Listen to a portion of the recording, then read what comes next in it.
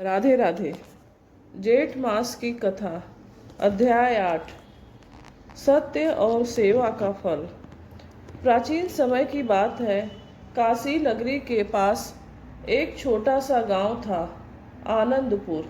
उस गांव में एक गरीब ब्राह्मण लेकिन ईमानदार युवक रहता था, जिसका नाम था माधव। माधव बहुत मेहनती था, परंतु उसके जीवन में हमेशा कठिनाइयां बनी रहती थी। उसके पास थोड़ी सी खेती थी, जिससे मुश्किल से घर का खर्च चलता था। फिर भी वह कभी भगवान को दोष नहीं देता था।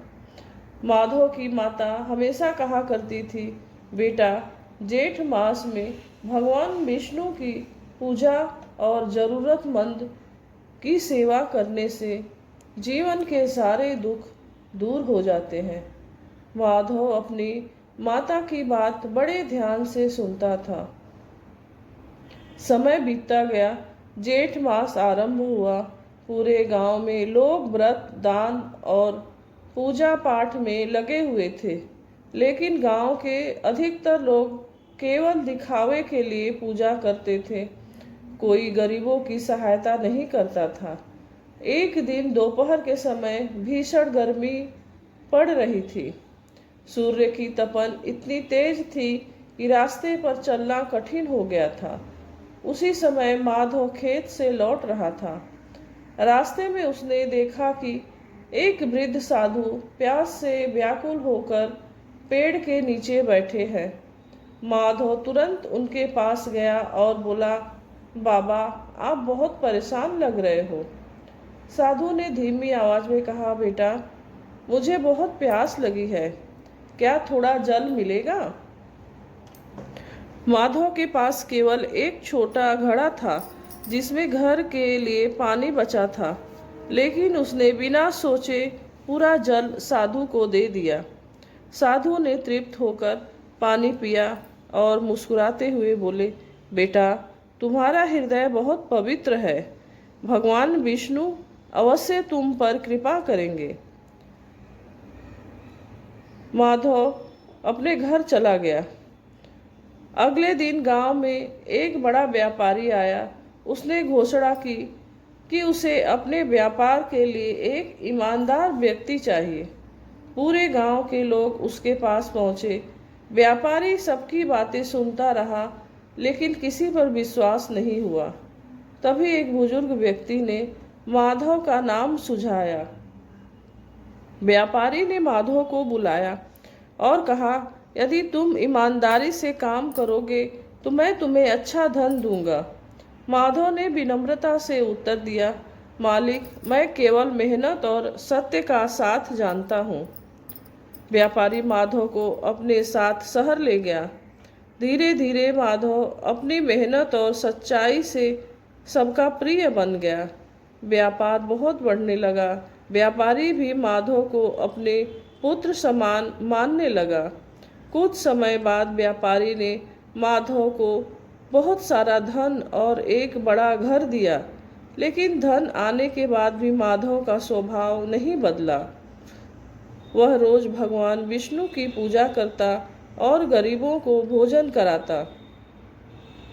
जेठ मास के अंतिम गुरुवार को माधव ने गांव में विशाल भंडारे का आयोजन किया।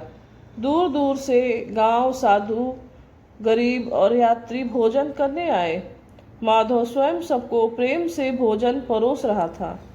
उसी समय वहीं वृद्ध साधु वहां प्रकट हुए, जिन्हें माधव ने पानी पिलाया था। इस बार उनके चेहरे पर अद्भुत तेज था। उन्होंने माधव को आशीर्वाद देते हुए कहा, बेटा, मैं कोई साधारण साधु नहीं हूँ, मैं भगवान विष्णु का दूत हूँ। मैंने तुम्हारी परीक्षा ली थी।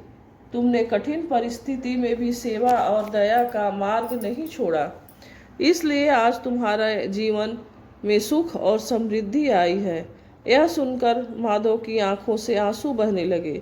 उसने भगवान का धन्यवाद किया। साधु ने आगे कहा, जो मनुष्य जेठ मास में सच्चे मन से भगवान विष्णु की पूजा करता है, प्यासों को जल पिलाता है, गरीबों की सहायता करता है और कभी अहंकार नहीं करता। उसके घर में सदैव सुख शांति बनी रहती है। इतना कहकर साधु अदृश्य हो गए। उस दिन के बाद आनंदपुर गांव के लोगों की सोच बदल गई।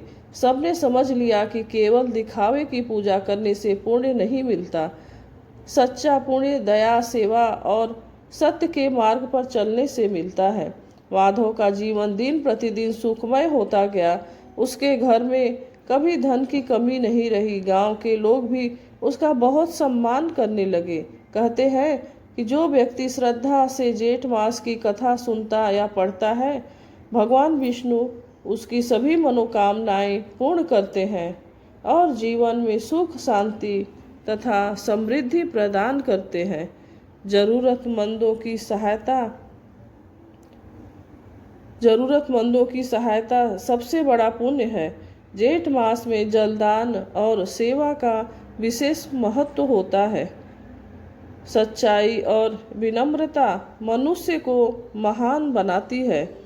भगवान केवल दिखावा नहीं, सच्चा भाव देखते हैं। जय श्री विष्णु हरि। यह कथा समाप्त होती है। अगर आपको यह कथा पसंद आती है तो वीडियो को लाइक करिए, कमेंट, शेयर और सब्सक्राइब करिए। जय श्री विष्णु हरि।